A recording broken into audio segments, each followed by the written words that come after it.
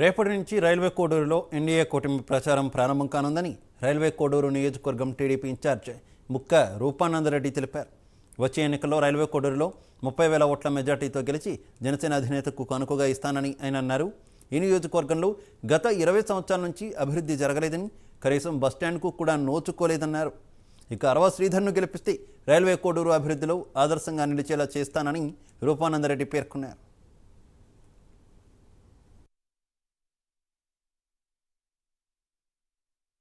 ఇన్ని రోజులు క్యాండిడేట్ సమస్య వల్ల ప్రచారం కుంటుపడింది. క్యాండిడేట్ సమస్య మొన్నటితో క్లియర్ అయిపోయింది కాబట్టి ఒక పెద్ద మీటింగ్ పెట్టుకోగలిగినాం విజయ ఫంక్షన్ హాల్లో. రేపటి నుంచి రాజగుంట ఆంజనేయ స్వామి టెంపుల్ దగ్గర నుంచి ప్రచారం భారీ ఎత్తున స్టార్ట్ చేయబోతున్నాం. దయచేసి కోడూరు నియోజకవర్గ ప్రజలు, అభిమానులు, కార్యకర్తలు అందరూ పార్టిసిపేట్ చేసి ఈ కార్యక్రమాన్ని విజయవంతం చేయవలసిందిగా కోరుకుంటున్నా.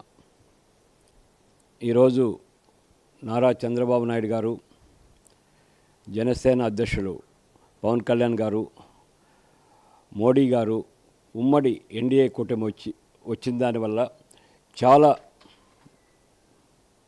మంచి మెజార్టీతో కోడూరు నియోజకవర్గం 30,000 తక్కువ లేకుండా మంచి మెజార్టీతో గెలిపించి పవన్ కళ్యాణ్ గారికి కానుగ్గా ఈ సీటు రైల్వే కోడూరు సీటు ఇవ్వబోతున్నాం. గతంలో ఎమ్మెల్యే గురించి నేనేం మాట్లాడినా కానీ నాకు అలవాట్లేదు ఎవరి గురించి క్రిటిసైజ్ చేయడము. డెవలప్మెంట్ అనేది గత 20 సంవత్సరాల నుంచి కోడూరు నియోజకవర్గంలో డెవలప్మెంట్ అనేది లేదు.